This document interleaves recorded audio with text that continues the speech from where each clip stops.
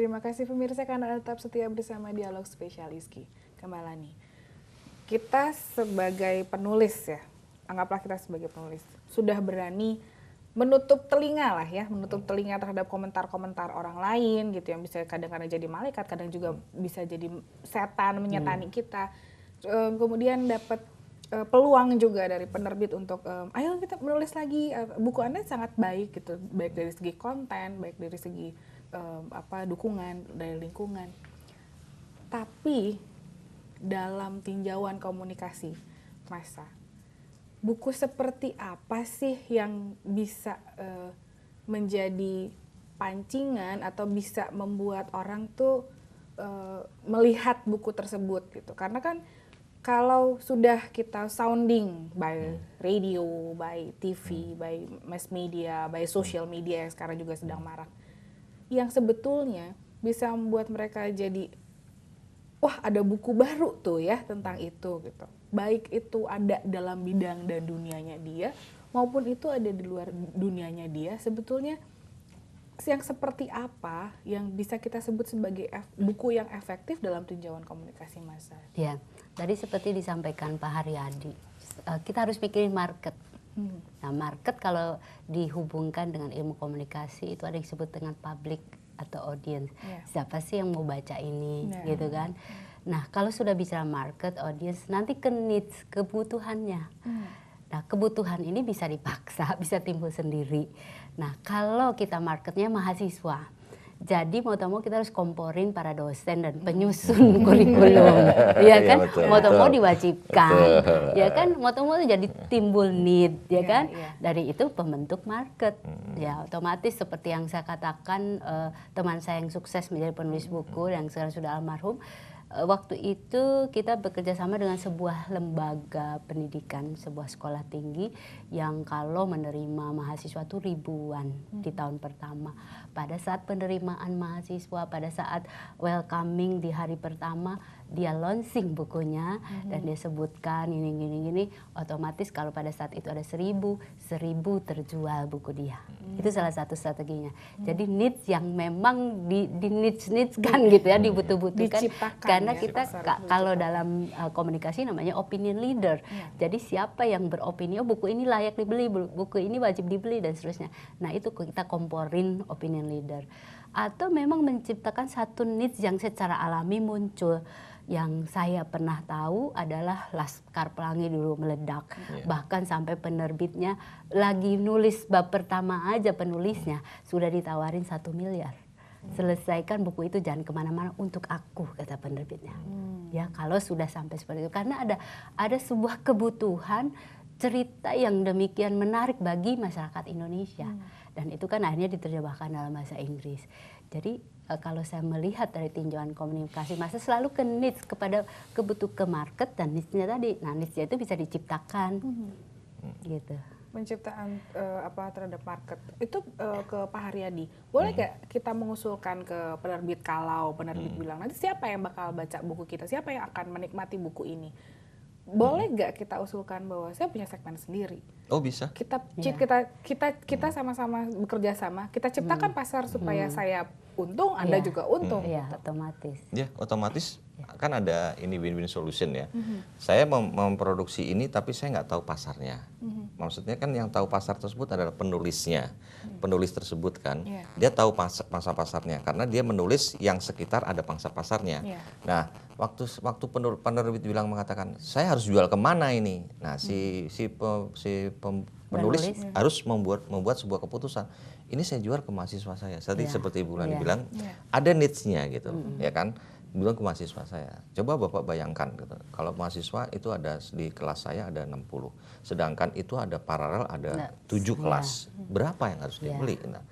Nah, itulah yang harus diungkapkan oleh si penulis itu. Jadi supaya si penerbit tersebut percaya bahwasanya ini memang ada pasarnya gitu loh. Nah, seperti buku ini. Ya, seperti buku ini bisa diperlihatkan. Siapa sih yang nggak butuh ketika nyusun skripsi? Nah, memang buku ini memang dipakai oleh jurusan manajemen ya Bu ya, untuk membuat skripsi itu rata-rata menggunakan hal ini.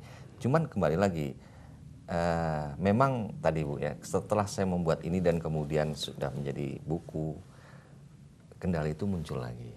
Ya, sudah dipakai oleh teman-teman mahasiswa, adik-adik kelas kita, muncul lagi.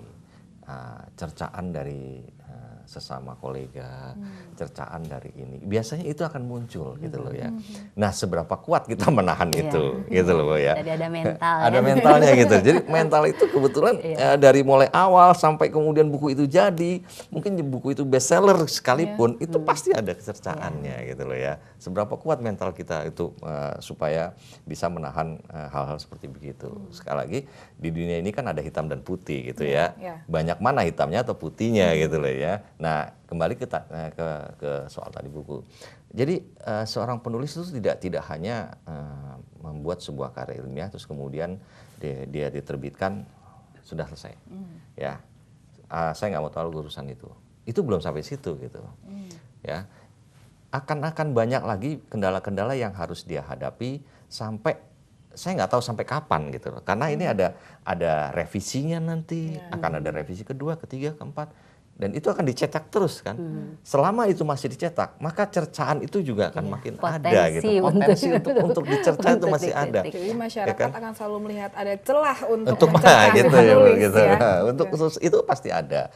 Tapi kembali lagi kita, sekarang kita membuat ini kan tujuannya baik. Untuk mencerdaskan generasi muda kita seperti apa. Jadi kalau memang ada kerjaan ya silahkan saja gitu ya. Saya pernah punya pengalaman begini Bu, saya sebagai dosen. Mungkin saya nggak menyebutkan sebuah universitasnya.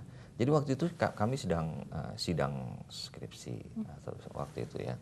Saya ada seorang profesor di sini. Profesor itu adalah ketua sidangnya. Dia mengatakan begini, Anda jangan pakai buku A gitu. Buku ini jelek, ini aduh. Karena dia merasa sebagai seorang guru besar gitu. Buku ini jelek, ini buku ini begini. Setiap dia mahasiswa itu sidang sama dia selalu dibilang begitu. Karena dia pakai buku yang lokal itu, gitu loh ya. Jangan pakai buku itu. Jadi Anda harus pakai buku ini. Kemudian ada seorang mahasiswa yang berani mengatakan, Pak, saya bilang begitu. Kalau Bapak sudah buat buku, saya akan pakai buku Bapak. Gitu. Rupanya si guru besar itu belum sama sekali membuat buku. Langsung dia tidak ada komentar sama sekali. Nah, jadi kembali ke tadi. Walaupun seorang guru besar, belum tentu beliau itu bisa mungkin ada karya yang bisa untuk di-share kepada anak didiknya seperti begitu. Jadi tadi ya Bu, kembali lagi kepada si penulis tadi untuk membuat sebuah buku, keberanian itu harus dipupuk dari selama dia membuat draft, gitu. Selama dia membuat draft itu kan masih mungkin masih 30% gitu ya. Sampai buku itu jadi dan sampai direvisi dia harus siap dengan mentalnya, gitu Bu ya. Jadi sebelum dia almarhum mungkin buku itu akan tetap ada cercaan gitu. Begitu nggak ada orangnya. Tapi yang terjadi dengan Bapak ceritakan dari profesor itu yang dialami oleh teman saya itu, dan kebetulan ada teman saya yang lain yang selalu mengatakan begitu. Kenapa sih kamu pakai ini ketika sidang gitu ya? Saat itu saya tidak bisa berkomentar apa-apa. Toh buktinya mahasiswa kesulitan cari referensi kalau tidak dia gitu. Iya betul. Iya. Kalau dari sisi strategi komunikasi sendiri ya Mbak, bagaimana caranya kita membuat sesama kolega mengerti bahwa kita punya kebutuhan yang harus dipenuhi dan yang lain tidak bisa memenuhi itu kecuali yang ada di hadapan kita sekarang. Contohnya buku yang sedang dipakai itu, termasuk seperti yang tadi dialami oleh Pak Haryadi ketika sidang, ada guru besar yang seperti itu. Mbak sendiri juga mengalami bahwa di ketika sidang juga ada yang mengatakan itu. Tapi bagaimana caranya supaya semua pihak tidak teriritasi? Ini kan kita bicara tentang ketika guru besarnya itu kan seperti tamparan ke wajahnya ya, bahwa lalu Anda punya hasil karya apa? Kalau Anda punya saya akan pakai gitu ya. Itu kan termasuk tamparan kalau menurut saya untuk dirinya sendiri. Kemudian juga yang kalau pengalaman Mbak, kita nggak punya buku lain karena source-nya juga nggak ada, lalu pakai buku apa? Nah, untuk tidak mengiritasi baik si penulisnya yang menulis buku yang kenapa sih pakai bukunya ini gitu, itu dan juga orang-orang yang ada dalam situ yang tidak punya karya semacam itu, dari strategi komunikasi untuk sama-sama membela dan mendamaikan yang panas-panas ini gimana Mbak? Ya, saya memiliki contoh nyata. Profesor saya di Unpad itu menulis banyak buku dan selalu bestseller. Nah, strategi beliau saya perhatikan adalah bahkan disertasi bagus dari mahasiswanya ya yang dokter, kandidat dokter, itu dia bisa compile dalam buku-bukunya dan justru itu menciptakan market gitu. Karena si kandidat dokter ini punya komunitas sendiri gitu. Pasti betul, dibelain karena ada Iya, namanya. Jadi iya. dalam sekian bab bukunya beliau itu bab ini diisi oleh ini, bab ini diisi oleh ini. Jadi rame-rame gitu. Itu salah satu strategi membuat kelompok-kelompok yang mungkin akan menyerang, mengkritisi dan sebagainya. Oh, itu di situ ada nama saya. Jadi pasti belain gitu. Jadi nggak solo karir gitu. Jadi kok dalam bentuk kompilasi ya Iya, untuk awalnya dari supaya beberapa pihak ya, beberapa pihak. Kalau dari part komunikasi sendiri, adakah yang secara signifikan membahas tentang yang efektif itu kalau mau menulis buku itu yang seperti ini loh, atau kalau mau menjadi penulis yang efektif dari sisi komunikasi itu yang seperti ini, itu ada nggak sih Mbak secara signifikan kita bahas itu? Secara konten ya. Ya. Ya tadi kalau kembali lagi buku itu sebagai sebuah komoditas ya, mau tak mau sebagai barang yang dikonsumsi, ya harus selalu disesuaikan ke selera pasar, kepada kebutuhannya gitu aja.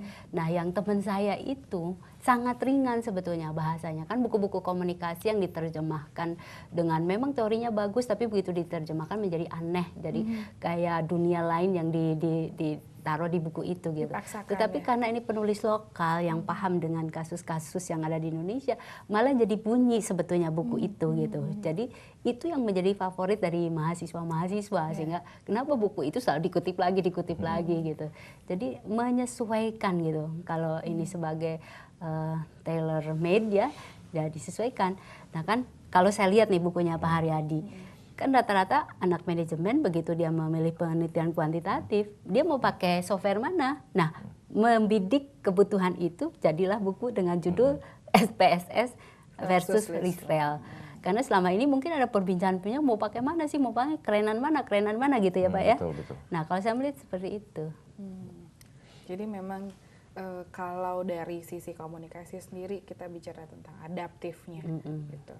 Pak Haryadi, Mbak Lani, kita break dulu sebentar. Pemirsa jangan kemana-mana karena kami akan segera kembali.